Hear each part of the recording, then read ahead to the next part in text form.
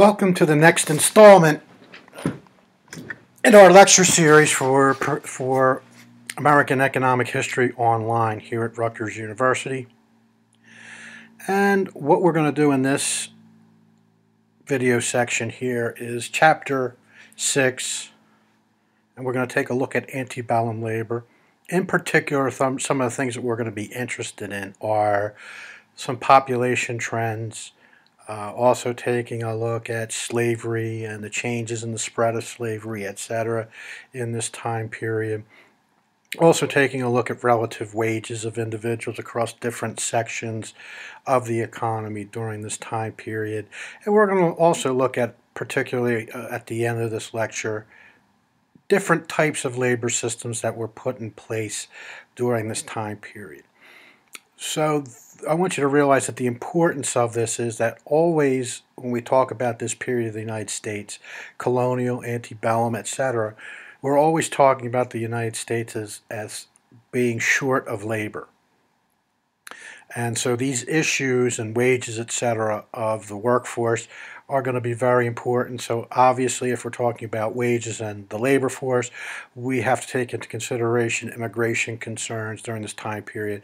So I also want you to be aware of, number one, where did most individuals that immigrated to this country, the immigrants of the antebellum period, i.e.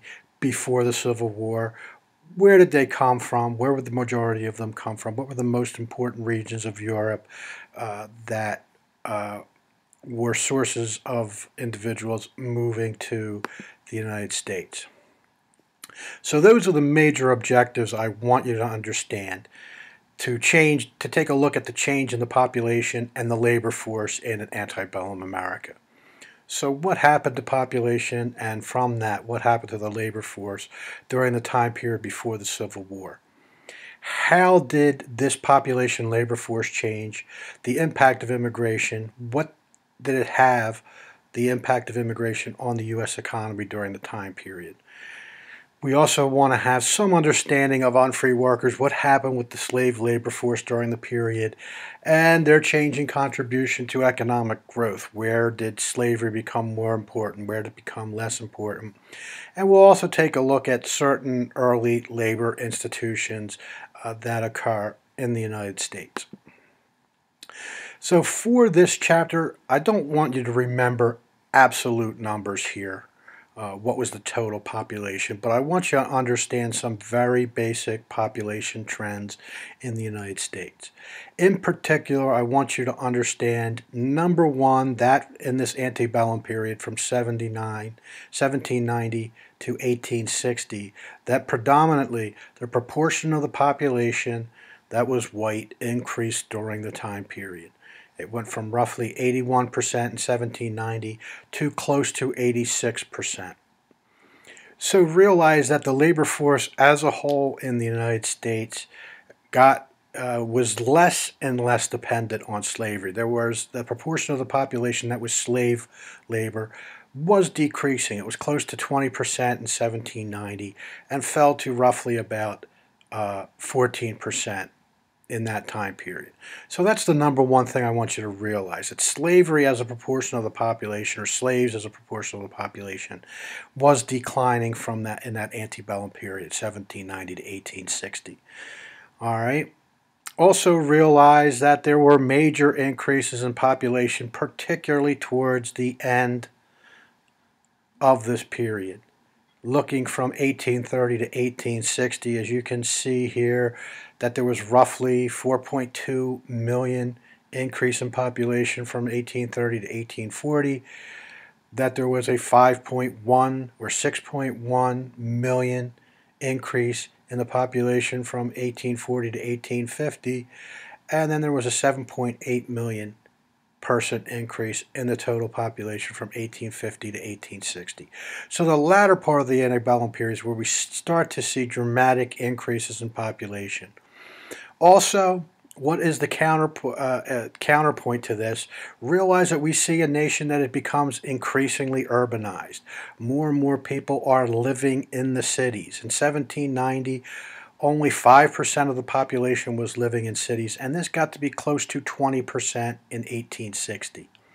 So the main trends in population that I want you to be aware of in this time period is, number one, that the percentage of the population that was white was increasing, that were free workers, whereas the slave labor force, or the percentage of the population that was slaves, was declining during that time period.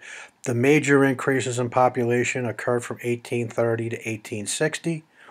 And that the other important component of this is the increasing importance of urbanization during this time period. The fact that the population was increasingly being concentrated in cities as opposed to living on farms. So we see a movement away from farm production and more into centralized production in cities. All right. So let's take a look at net immigration as a percentage of the population increase. You can see, and this is really important, and I want everybody to remember this, that at the beginning part of this period, from 1800 to 1830, the increase in population by immigration is quite small. It's less than 4% for every 4-year period. And when we start taking a look at the increase in the population due to immigration, 1830 to 1860, we see it gets into double digits. And in 1850 to 1860, 31% of the increase in the population in the United States was due to immigration. So you can see that acceleration, and you can see how much the dramatic change from 1820 to 1830, where it was roughly 4% of the population increase was from immigration, to the period of 1830 to 1840, where it's almost 12%, and then 1840 to 1850, 23%, and 1850 to 1860, 31%. So I want you to realize that shift during the period, the latter part of the antebellum period, greater portions of the increase in population were due to immigration. And in particular, I think it's interesting to note, it's very few times that I quote numbers that I would expect you to remember. But just realize that just prior to the Civil War, roughly 1/3 of the population increase in the United States was due to immigration. So let's take a look at what countries were the sources of immigration in the United States. So realize, number one, what were the 3 main countries that we see immigration coming from in the United States? So from 1845 to 1860, remember that Great Britain, Ireland, and Germany were the countries where most individuals came to the United States. All right, as you can see here, if we take a look at here, we see about 114,000 immigrants, the largest proportion coming from Ireland, the second largest proportion coming from Germany, and then finally Great Britain. But if you take a look at this, you can see that these are by far the main components. And you can see some of the numbers of immigration and how important it is. Look at how important immigration is, particularly in the last half of the 1840s. You can see we increased from 154,000 immigrants to 370,000 immigrants. All right, and then 1850 to 1854, we see it continually grow to about 430,000 immigrants coming to the United States every year. And then realize that the latter portion of the 1850s, 1855 to 1860, that immigration drops off. So I want you to realize some trends, that we see consistent increases in the number of immigrants from 1845 to 1854. All right, until it grows to about 430,000. And then after 1855 and 1860, we see that those numbers gradually shrink. What I want you to realize too is that we see consistently immigration dropping off. If we want to take a look at where those drop-offs occur from 1855 on, where we could see that Ireland sees dramatic decreases. All right, during that time period, we see consistent increases from Ireland up until 1851 of 221,000, and then after that period we see significant drop-offs at the latter part of the decade. Same thing holds for Germany. We see increases going all the way up to 1854, 215,000. All right. in 1854. And then after 1854, again, we see a significant drop-off. So I want you to just realize those global patterns. You don't have to remember exact numbers, but what I want you to realize is that in the period of 1845 to 1860, that the total number of immigrants increases from that time period all the way up to 1854. And after that, we see it dropping consistently off during the latter part of the decade, 1855 to 1860. What we notice is that Great Britain is fairly consistent during that time period. It increases and kind of levels off and then drops off at the later end. Make sure you realize the same trend for Ireland. It increases all the way up to 1854 and then drops off from 1855 onward. And then for Germany, the same thing. You see consistent increases in the number of immigrants up to 1854, and then it drops off in the latter part of the 1850s. All right. Proportion of immigrants. So this number just tells you what the percentages are. And you can see, number one, the importance of Ireland and Germany to the number of immigrants coming into the United States just the 15 years prior to the outbreak of the Civil War. All right, consistently Ireland and Germany. Make sure you remember the three largest ones: Great Britain, Ireland, and Germany. But out of those three, Ireland and Germany are by far the most important. If you take a look at these numbers here, 70% of immigrants coming from Ireland and Germany in 1845. Again, 70% in 46, 75, 76%. You can see these numbers are consistently around the 70% range for Ireland and Germany. Drops off in 1856. If you take a look at these numbers, that's about 62%, 66%. All right, and it's all other countries that are making up the difference here. So just realize that where did most people come from? The three main regions that immigrants were coming to the United States just prior to the Civil War were Great Britain, Ireland, and Germany.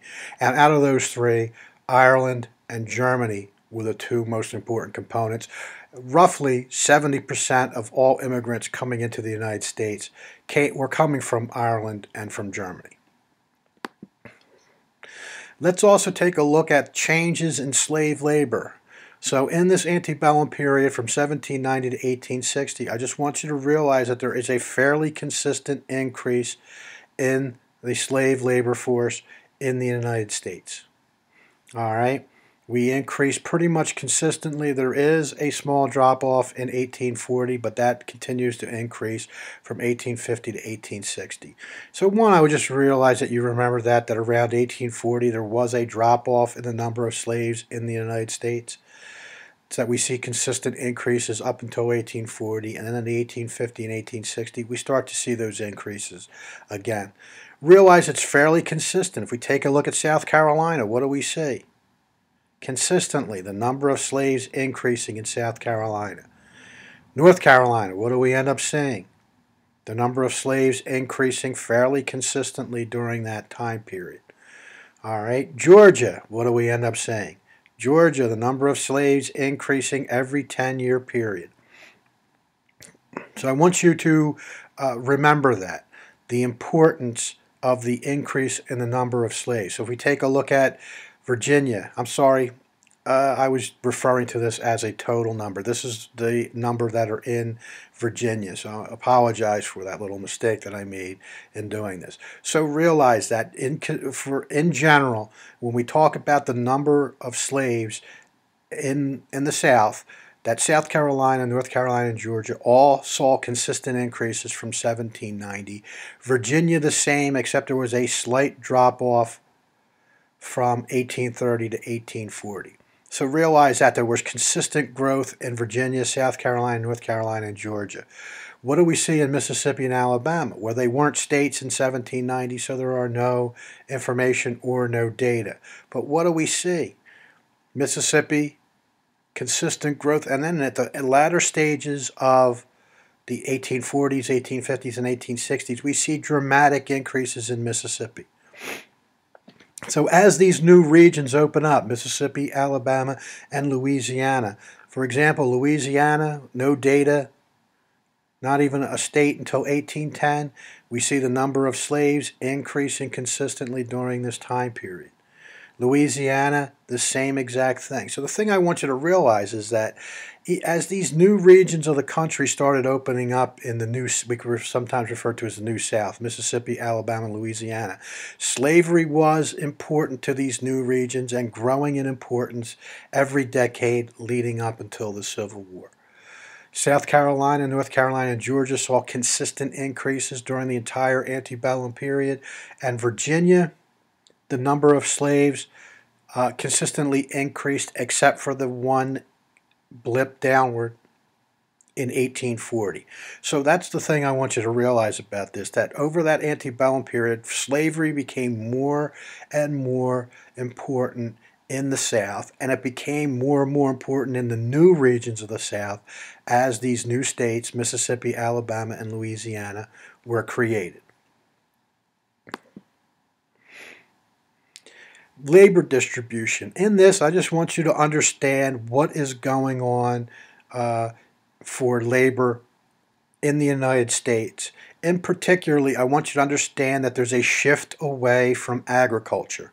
In particular, take a look at this at the bottom here. The percentage of workers involved in agriculture declines from 1800 to 1860. Roughly 3/4 of individuals in the United States were working in agriculture, and this falls to 56% on the eve of the Civil War. So I want you to realize that during the antebellum period, we end up seeing what? We end up seeing a movement of labor utilization away from agriculture. Fewer and fewer people working in agriculture, and more people moving into non-agricultural pursuits. In particular, where do we see them moving? We see them moving to manufacturing and to service sectors. So if there's any type of question that I ask about what happened to the labor force and how was the labor force used in the antebellum period, you will say that agriculture becomes less and less important towards for a utilization of labor. Farm workers used to make up roughly 75% around 1800 of the labor force was employed in agriculture, 75%, and on the eve of the Civil War, this fell to roughly 60%. Where were the other sectors that were making up for this? The largest gains in other sectors as we become more and more of a manufacturing nation, but also in the service sectors. Not producing items, but providing services to individuals becomes more and more important. So we see a shift away from agriculture and more towards manufacturing and a service-based economy in the United States during the antebellum period. Let's just take a look at regional personal income per capita as a percentage of averages, and national averages. And what I want you to realize is that in general, New England and the Mid-Atlantic states were wealthier than the other regions in the United States. Regional personal income per capita shows that New England and the Mid-Atlantic states, when we compare them to other regions, for example, East North Central, West North Central, South Atlantic, and East South Central, they were more affluent in a per capita basis than the other regions. So I want you to realize that one is that these regions were wealthier in terms of per capita income. New England and Mid-Atlantic states. The reason for that is these are well established. We start talking about these areas in here. These are newer regions of the country. So per capita incomes are generally going to lag in these regions versus these established regions. There's going to be established institutions and established economies in New England and Mid-Atlantic states in 1840 and 1860. And it's going to take these newer regions of the country to catch up with that. What we see here is the West and the South Central states, that as the cotton agriculture moves to these regions, this is a very wealthy region in 1840, but that starts to die off by the time we reach 1860. So I want you to realize the preeminence of New England and the Mid-Atlantic states in terms of personal per capita income. So these, for example, individuals' per capita income in New England was 32% higher than the rest of the country. Same thing for the Mid-Atlantic states. By 1860, New England was even doing better. They were getting 43% more than the national average of per capita income. And the Middle Atlantic states were still roughly about 37% higher. These other regions were less. Their per capita income in a percentage basis was less than the national average. And then just realize that there was a large amount of wealth and per capita income in the West, South, Central states. This is particularly due to the spread of the cotton economy, and we start seeing that moderating or leveling out on the eve of the Civil War. Wages, one thing I just want you to remember is the pattern of wages. In particular, one thing I want you to realize that if you take a look at, I would say, they say common labor, you just say unskilled workers, artisans have some type of training, and clerks are working in the service sector. One of the things I want you to realize that common labors or unskilled work were unpaid, less well paid than in the Midwest and in other regions of the South Atlantic and the South Central. If you take a look across this entire time period, we can see that that pretty much consistently holds. All right, except for the 1840s to 1850s, where in Northeast the unskilled workers' wages are higher than other regions. But I just want you to generally realize the differences between the scale of common workers versus artisans and how well that they actually did. And you can see that pretty much if you take a look at, for example, the Northeast, you see about a 25% increase in the wage index for laborers. You see about a 25% increase in the wage index for artisans, and you see a 34% increase for clerks in the service sector. So if you take a look at the Northeast, wages for individuals across these different sectors of the economy are fairly consistent. It seems like everybody's doing better and doing better at the same rate. The other thing I want you to also realize is that we move into the 1841, 1850, and 1851, 1867. You can see that the real wage index actually declines in the Northeast for every sector, labor sector, common workers, artisans, and clerks. You see a 16% decrease in real wages, a 17% decrease in a 7% decrease in real wages, and roughly a 7% decrease. So the 1851 to 1860 was a difficult period for workers. I want you to be aware of that. That they see their real wages declining, they see their purchasing power declining. And if you take a look at all sectors of the economy, what do you see in the Midwest? Midwest, real wages falls for common laborers. What do you see for artisans? Real wages decline. What do you see for clerks? Real wages decline. So I want you to realize that that period of 1851 to 1860 was a period that was difficult for wage earners, particularly common laborers, artisans, and clerks, as they saw their purchasing power declining across the United States, but declining in every region, the Midwest, the South Atlantic, and the South Central. Urbanization. One thing I want you to realize, this is referred to as the Antebellum Puzzle. And what I want you to realize here is there is a contrast here. If you take a look at this line here, you see that this is an index of GDP per capita. And you can see that from 1820 to 1860, per capita GDP is consistently increasing in the United States. That per capita wealth is increasing in the United States. People are wealthier, they have more income per person. But what is the contrast that you see here? If you compare that to the dotted line, which is people's height, that from 1830 up until about 1850, the height of people declines. This is very much contrary to what most economists expect to see. Height is a measure of people's health. So generally, as per capita income increases, people's health increases and their height, quote unquote, their stature increases during that time period. But what do we see? From 1820 to 1830, we do see this positive relationship. We see that per capita income increases and height increases, average height of individuals increases. From 1830 to 1850, we see an even quicker pace of growth of GDP per capita. But what do we end up seeing? We see that heights actually shrink. People actually get shorter during this time period up to 1850, and then we reestablish that relationship, that is, per capita GDP is increasing, so do people's heights increase.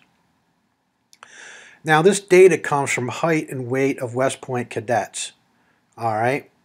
And the reason that we want to take a look at this, I want you to realize that number is that they're from cadets. You have to, bear with the fact that this is not a sample of all people in the United States. It's a sample of individual cadets going to West Point. So you have to realize that extrapolating from this relationship of the height of West Point cadets to GDP, the application of the heights of those cadets to the entire population might not be 100% appropriate. There might be some, what economists refer to as a sample selection issue, that only certain individuals go to West Point. Some people argue that it overstates or understates the issue. I don't know exactly what the selection issue with West Point candidates are. I don't know if wealthier individuals were more likely to go to West Point. I would assume back then that that might have been the case. In that case, it would probably be a pretty accurate representation. If West Point candidates during that time period were from poorer parts of the population, then this might overstate the issue of the loss of height. But the reason that is oftentimes given for this contrary point of where per capita GDP is growing, but the height of individuals is falling from 1830 to 1850. The explanation for it is that this is the period where we see increased urbanization in the United States. And one of the things that happens is that the sanitary conditions in the cities was not very good during this time period. There was very little understanding as to disposal of wealth, etc., and the transmission of diseases. So individuals were living in closer and closer quarters to one another. So if there was an outbreak of disease or cholera or any number of things that would adversely affect the population, a greater portion of the population would actually get that disease or get cholera or get that waterborne infection. So the argument here is that this decrease in height and this convergence or divergence from the relationship we see in per capita GDP and health is due to the fact of urbanization. These early stages of urbanization caused health to actually decrease. The unsanitary conditions, the rapid transmission of diseases, poor prenatal and postnatal health, etc., caused this decrease in the population of individuals that runs contrary to the relationship that most economists would see. So from 1830 to 1850, we see GDP per capita increasing, but the height of individuals decreasing during that same time period. An economist explanation of that would be the following, that this is the increased urbanization that we saw. In one of the slides we talked about more and more of the population living in urban centers, that the concentrations of populations cause public health to dramatically decrease, that the concentrations of people and lacking of sanitary conditions, etc., caused more people to get sick, which adversely affected health, which caused the height of individuals to fall. So realize that economists assume that as GDP is increasing, health of individuals should increase, and therefore the height of individuals should increase. The reason for the divergence of the relationship, the positive relationship between per capita GDP and height, is that the period from 1835 to 1850 was a period of sharp urbanization, and that sharp urbanization actually caused public health to worsen, and that individuals were sicker and less healthy, and therefore were not growing to the same height that they used to grow to. Labor systems, I just want you to be aware of a couple of different labor systems that were present during the time period. For example, there was something called the putting out system, and this was adopted because it was in widespread use in Europe in the 17th century. And what this entailed is that merchants would put, quote unquote, put out the raw materials to rural workers. So before the adoption of technology and the mass production through machinery, individuals produced oftentimes piecemeal work by hand in the home. So for example, if you think of somebody working at home and making shirts at home, instead of having a large manufacturing concern, remember this is prior to the Industrial Revolution in the United States, so what merchants would do, they would get the cloth and they would put out cloth to individuals working on farms and pay them to produce shirts or pay them to produce shoes or produce anything on a piecemeal basis, and they would pay them by the piecework. So if I put together 10 shirts, that merchant would drop off cloth to me. I would make the shirts, and then the merchant would pay me based upon how many shirts I produced, or also you could be paid on a wage basis. I would imagine that most of the work done under the putting out system would be piecework, because how could you effectively supervise and determine whether or not somebody's working the entire time? Somebody could tell you they were working for 10 hours when they were only working for 5. But in piecework, you have perfect supervision. If they produce 5, you pay them for 5. If they produce 15, you pay them for 15. Now I want you to understand that part of the system, but why did this benefit both the employer and the farmers? The employers benefited because they got an increased labor force. Remember, this is prior to industrialization. This is prior to having large amounts of capital and machinery. So they could place this work out, I guess some of you could say outsource that work to the farms, and it allowed them to increase their production and increase the amount of labor that was available to them. How did this benefit the farm community? Well, they found a way to increase their income.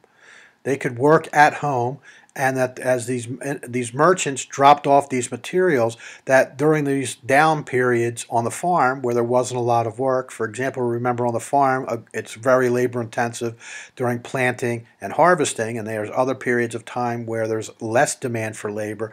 This gave them flexibility in terms of their labor. It allowed them to increase their income by putting to use idle labor resources that they would have on the farm. All right, the Rhode Island system. Make sure you remember this notion of the Rhode Island system, and this had to do with the fact that as industrialization starts to hit, in contrast to the farming communities that they had, that these early companies, these early manufacturing concerns, found it very difficult to recruit a workforce.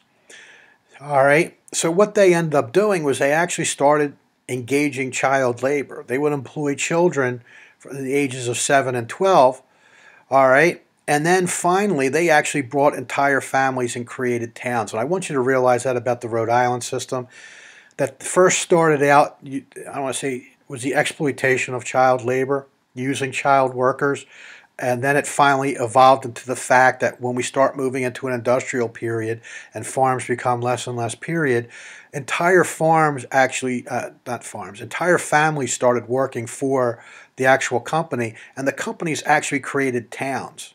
They were referred to as company towns, where you lived and worked. You lived in housing provided by the company, and you worked for the town. How did this benefit? And you saw these systems mostly in New England. The Rhode Island system, obviously, if it's Rhode Island, that's part of New England. And it's because of the fact that, number one, that farms, as I spoke about previously in New England, were very much subsistence farming. So it was very easy to attract families away from subsistence farming and to working into these types of conditions. This benefited families because they saw an increased level of income. They had a higher income than they would have been if they were engaged in subsistence farming. And it benefited Slater. Slater's the individual who came up with the Rhode Island system. Increased the labor force that was available to him. So he found difficulty recruiting and maintaining a labor force by engaging an entire family and creating towns for them to live in, he was able to increase the availability of labor for his manufacturing concern. The Wolfram System was a textile system from Waltham, Massachusetts, and this is the first manufacturing concern that was sort of vertically integrated. It would take cotton and make cloth out of it, but it would also, vertically integrate to the point where it was producing clothing. So not only was it making cotton and making cloth, but it was actually making clothing. So it integrated all those components. I want you to realize that what it did was it recruited New England farm girls. And the realization of this is that they provided them with dorms. They had a matron supervising them, and they had strict rules of conduct. So they were taking an untapped labor source on a farm. Remember, farming was subsistence farming in this time period, so there was a high demand for male workers to do that type of very heavy type of work. So girls on farms, in essence, were underutilized labor sources. So what this Waltham system did was to provide an outlet for the labor that was available on the subsistence farms in New England. Remember, they provided them with facilities that they lived in, they supervised them, and they had strict codes of conduct. But take a look at this. They worked 80 hours per week, 6 days out of every week. So 80 hours a week in 6 days, meaning they were working 15 hours a day for the 6 days. Not 15, well, close to 15. That would be 90.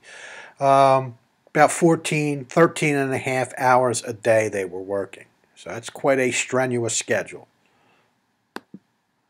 All right, that's the end of Chapter 6. Coming up soon, we will be discussing Chapter 7 from your textbook.